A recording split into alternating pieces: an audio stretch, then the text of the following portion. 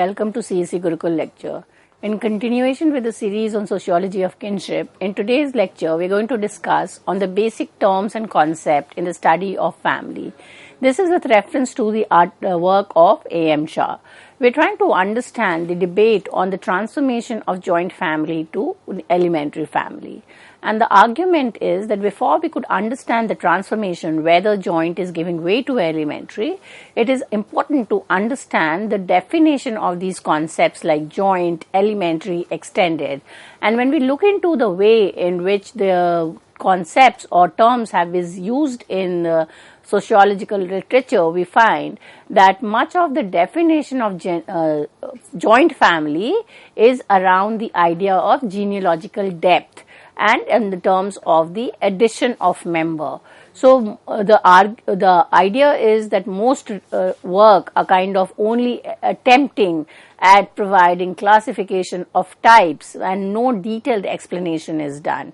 And also when we look into the definition of joint family, it is based on a genealogical depth and which has certain problem. And the problem highlighted is one of counting the depth. How do we count it, whether it's a 3 generation or a 4 generation? Do we include both men and women, and how much do we include or the extension, which side do we understand the extension? The second limitation which we're going to discuss now is in terms of the functions or activities, and most commonly understand concept of joint family is that it is a group in which the members are doing joint activities. And what are these activities? These activities are economic activities, that is sharing of property or pooling of finance, a common kitchen which is cooking in a common place and residing together.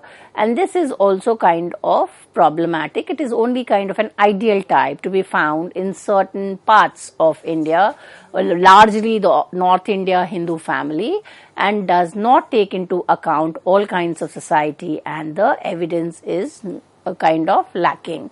So when we understand, let us understand the economic activities, the household and economic activities. So each person in a household is involved in a complete pattern of behavior with every other member. So if there are 4 or 5 members and every member has certain relationship with the other. Everyone has a relationship, and that it is kind of organized behavior. You are expected to behave in certain manner. Economic activities is an important component for not only the mere economic part, that it is not only kind of financial resource, it also kind of structures the relationship between different members in the family. So economic activities dovetails into other household activities. More than one member contribute to the economy, and it also structures the gender relation. So in a patrilineal Hindu society, the men are the earning member, the women become dependent on them. But this is a kind of a very general assumption. In reality, if we look into the household, the men may be doing the public work. Fine, so economic contribution. The women and children also contribute to the economic. They are doing productive work. So it is kind of not that only the men are contributed, but women are working not only in farms and factory, but also doing a lot of household domestic work, which is contributing to the economy of the household. And like economic activities, household activities or household domestic what is kind of termed, which is largely performed by the women, have to be kind of organized for mutual benefit of all members. So it is not that you kind of as a woman do only a part of it and the others are neglected. So there's lot of kind of effort, monetary as well as non-monetary, for doing this household chores. So it is a kind of a wrong assumption to say that women of a household are not doing economic activities.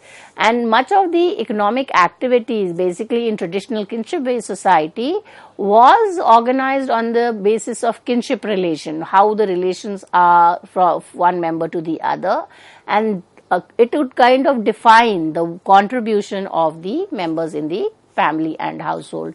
According to Shah, if the term joint family is used for household, then it is important to analyze the household in entirety, and the classification of household should take all the relatives in the family. So the classification should not only be dependent on the kinship system in terms of whether line is through male or through female. It has to be also in terms of the relationship that the members have and what all the members, it's not kind of only ignoring another and including one part of it. So the definition of the Hindu family as a very local or patrilocal. So here the distinction between viri and patri is that viri local is residence with husband's relative and patrilocal is residence with your father's group.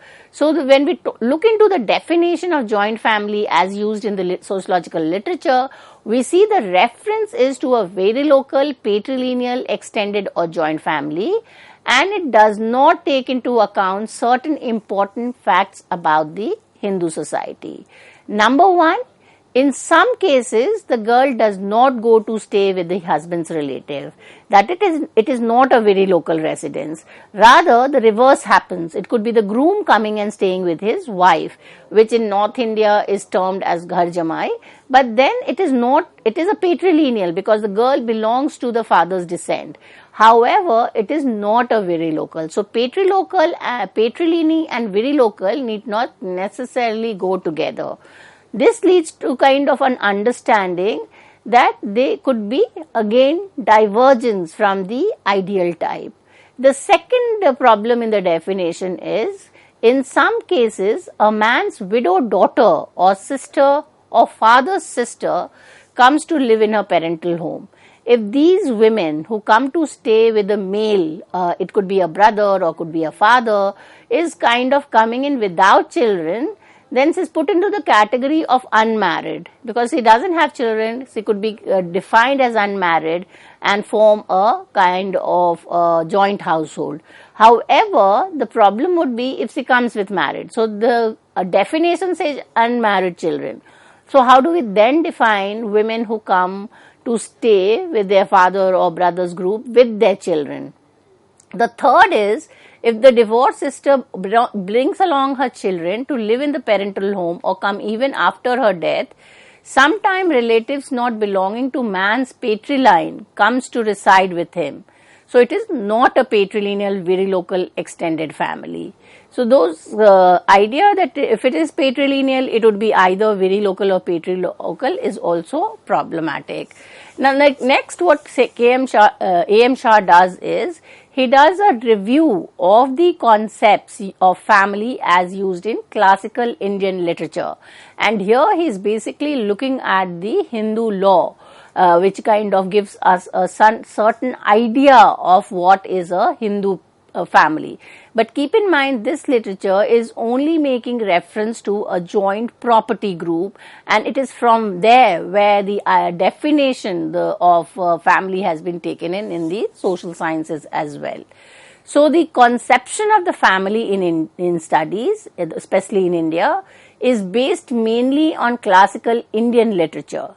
The property holding aspect of joint family has been the subject of Hindu law throughout Indian history, and the law distinguishes between joint family and co-parsonary. According to the philosopher Kane, he states, under the Mitakshara, so there are two kinds of Hindu property law, one is the Mitakshara, the other is the Dayabhaga. According to the Mitakshara Hindu law, a Hindu co-parsonary is much a narrow group than the joint family, because the joint family will have many more members than the Hindu co-parsonary. Co-parsonary is a very exclusive group in terms of the co-owners of the property. And what is a co-parsonary? A co-parsonary is kind of a group which comprises of only male members who take by birth an interest in the joint or co-parsonary property, and that is a person himself, it's a man, his son, son's son and son's grandsons. If we look into it, these are all agnetic kin who by birth have a right of ownership in the property, the common property or the collective property.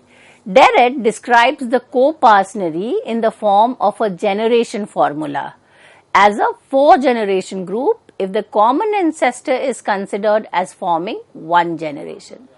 Under the Mitakshara, each son acquires by birth an interest in joint property.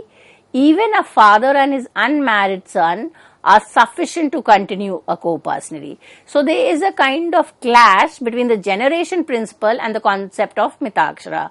Mitakshara says only co-ownership. So it could be the father and his son, which is kind of only 2 generation.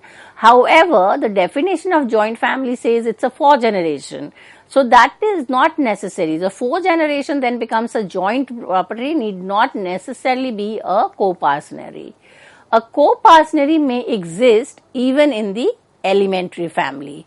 It is presumed in law that every Hindu male is a member of a joint property within the limits of co-parsonary. And lawyers frequently use joint family or family for co-parsonary. So there is a kind of, again, lawyers, they kind of does not go into the technicalities of the term, and these terms, family, joint family, co-parsonary, are used kind interchangeably, and not much of a differentiation is done. The other law, which is the Daya Bhaga, there is no co-parsonary between a man and his son, married or unmarried, during his lifetime, even if they may be living in a single household. And even if they are kind of geographically residing in 2 different, if the property has been willed, they can get entitlement to it. So when we talk about the family as defined as a property owner group, it's a legal definition. And here, the law is not making a distinction between the joint, elementary or extended family. So the co-group or the collective group owning a property could exist in a joint or in an elementary. So what are the scholars doing? They are just taking it from the Hindu law and defining it as a sociological definition, which is problematic. According to Kane, a Hindu joint family consists of all males lineally descended from a common ancestor and includes their wives and unmarried daughters. So the co-parsonary is only including the male members, and therefore the joint family is a larger group than the co-parsonary, because it will also include the females, it will also include the wives and children. So this definition does not mention the genealogical depth of joint family. The female members are not part of the co-parsonary. Females only have rights to maintenance, so they do not have any right to property, and some share in property according to some Sastric text, which again there is a kind of problem, because even if the law defines it, the customary practices are such that women do not claim right to property, which can be a part of a larger debate in terms of why women, especially in Hindu society, do not take claim. They do not want to create a conflict or end their relationship with their kin, that is their brothers and their fathers, by taking a claim in property. So the Hindu law does not lay down that joint family of the legal conception should always be a joint household. It's nowhere mentioned, but it has been assumed to be like that. A son may live separately from the father, one brother from another, but they continue to be member of the joint property. They continue to be the co-parsonary. But if they are not residing together, if they are not doing the functions together, the question is, can it still be called as a joint family? A widow mother may live separately from her son, but can claim maintenance or even share in the property. The law is concerned with the constitution of the property holding group and with the right of maintenance, and not with the constitution of the household group. The law is not concerned about whether you are residing together or who are the members who are residing. They are only defining the ownership of a property so that it can avoid any legal conflict. So when we look into the understanding, we see there are 2 definitions of the joint family. One is the legal definition, which is strictly around the ownership, the co-partnery and the collective ownership of property. And there's the another definition, which is the sociological definition. So the law is concerned more with laying down rules and regulations. Who has ownership, who will get it after the death of the father, who kind of all these rules are laid down.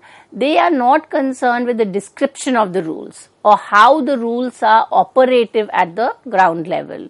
So the jurist or the judges assume that all Hindus are governed by the legal rules unless it is proved to be the contrary. So if you have to prove that you are not governed by the Hindu law, then you have to provide evidence to it.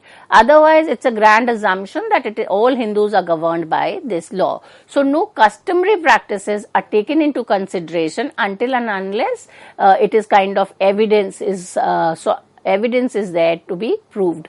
Sociologists interested in the study of family, and what are the sociologists studying? They are studying inheritance and succession. So they are kind of dissatisfied with the legal definition. And why are they dissatisfied? Because they do not presume, as the jurists and lawyers, that all Hindus are governed only by legal rules. Rather, a sociologist would investigate the customary rules operating in different sections of Hindu society.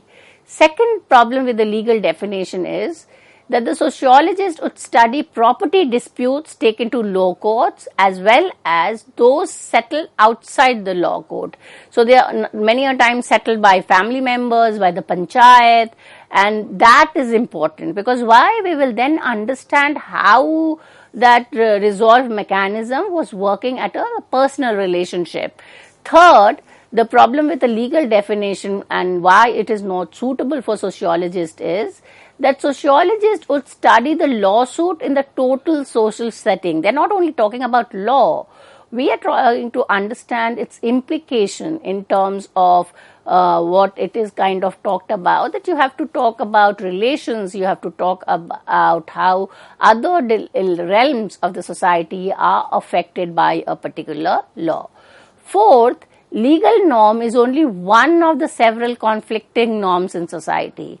There are several conflicting norms and there are certain customary norms which are kind of conflicting. So you're not, and that's for instance, a woman not taking claim in a property could also lead to a customary conflict and as well as to a legal, so she can go to the court to claim her right, but then it kind of also disturb her relationship with her brother and her father. So a sociologist will not only try to understand why a woman is not taking claim, but will also try to understand the customary and the total social setting to get a complete understanding. Besides the economic function, household or joint family has also been defined as a ritual group. So the household group is precisely defined, nor as widely discussed as the property holding group in classical literature. Classical literature was concerned with the rituals, which are much of the rituals of the Hindu society, the Shah, the Brahminical rituals. So the joint family would be seen as a patrilineal, very local or a patrilocal group because of the rituals, the Brahminical ritual of Shraddh, whereby the preference is given to the eldest son to perform the last rite. So the necessary is that if it is a ritual group and the ritual has to be performed by the son, it follows that the group has been described as an agnatic group consisting of male members. The conclusion thus arrived is not the basic of evidence to study social group who do not follow these rituals. So if you don't, or for instance, what happens in a family when there is no son who then performs the last rite? So its idea is that if it is a group which has the performer and the ritual is being performed, then there is no issue. But what do we do about groups where the ritual is not being collectively performed? So the assumption that the prescribed group for the performance of the ritual was always the household is also questionable. It is not necessarily that you only kind of gather together for a ritual and that explains the jointness. It could be gathering outside the household, and it could also include non-kin member. So then how do we kind of look into this ritual group as uniting or unifying it? So we see two trends in the study of family, and this is A.M. Shah's survey of literature. He kind of comes to an understanding that there are two basic trends in the study of family. One is the sociological, and those who use the sociological approach to study family, they take the elementary family as the starting point for the definition of all other concepts. So the reference is to the elementary family. Once you understand the reference family, you will then move to the other aspect.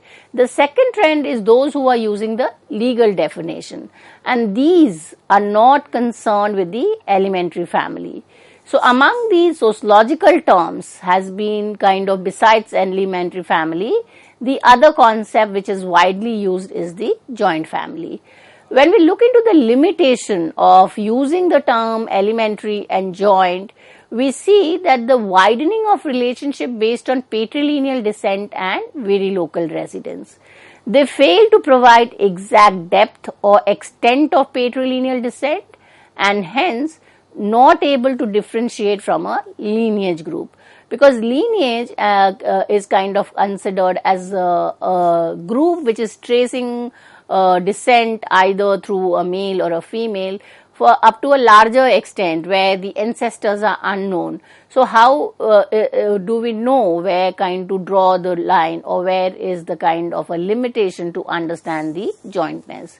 The joint family of the maximum depth is described as a multifunctional group who live under one roof, eat from the common hearth, share common finance and property, and obey authority of the senior male member. So these are some of the features of a joint family. But again, if we look into it, there are no concrete family where you will find all of it. It could be, say, staying together, but say they don't have kind of any kind of ritual, but it could be staying separately and they get gather together. So it would be a kind of an ideal type where you find all the features of it. Now, when we look into the understanding of what is family and what is household, because many scholars have tried to kind of understand the transformation by making a distinction between family and household, and they have recognized the fact that all members of the defined genealogical unit may not live together, but may be bound by a number of other activities. The recognition of the situation involves an implicit recognition of the distinction between household and family. And a few scholars have made this distinction clear and given special attention to the classification of types of household. According to A.M. Shah, such an approach, that is making a distinction between family and household, has failed because of the larger assumption of considering elementary and joint as dichotomous. So when we look into the types of joint family as a group wider than the elementary family, however, there are two kinds of joint family. One comprising of parents and two or more married sons, and the second type is two or more married brothers, their wives and children. Therefore, household falling between the joint and elementary is often not defined, it is left out. Another error in the study of family is the failure to recognize as a separate type of household composed of a complete or incomplete family plus one or more non-patrilineal, non-patrilocal relative, that is household, that are neither joint nor elementary. So you just have two types and they are opposed to each other. They are considered dichotomous. There are no attempt to understand anything that will fall between the two. What concept do we use? How do we define it? Is not there. It is a mistake to consider such type of elementary family as the equivalent of the Western type of elementary family, because the latter does not include aged and unmarried members. According to A.M. Shah, industrialization and westernization have not created the problem of care of the aged. So, the kind of, it has not become so advanced that they kind of neglect the category which require extra care, especially the aged, the minor, the infirm. So they have to be taken care of it. So we cannot kind of just say that the recent family which does not fall in the joint and the elementary is kind of a Western type. There are certain suggestions which has been made by scholars like Bailey, Mayer, Madan and Nicholas. They have suggested the term joint family should be used only for the joint property group. T.N. Madan emphasizes the meaning of joint in joint family, but he overlooks the meaning of family. So there is a kind of problem. A.M. Shah raises a question. Should the jointness of joint family be considered only inhering only in joint property relationship? What if there is no common property? If then there is no jointness, so that is another kind of a dilemma. The legal term has a specialized meaning and also varies. So there is no one legal definition. Mitaksha is talking about co-partnery. The Dayabhaga is not talking about co-partnery. So even kind of the tax law has a different definition of joint family. So we cannot decide which definition do we go by. For a sociologist to study property relation in a society in a sociological way, the legal conceptions of relation should be subjected to sociological analysis. The framework of legal joint family should not be taken as it is. It kind of based on certain assumption, but it has to be critiqued, it has to be analyzed and a proper study done. So even if the term is used to describe joint in custom and not in law, the dichotomy of joint and elementary has to be rejected, and therefore he suggests a sociological study with neutral terms which does not have any assumptions. And with this I come to an end of this lecture. We need to kind of refer to the writings of A.M. Shah to get a good sense of this lecture. Thank you.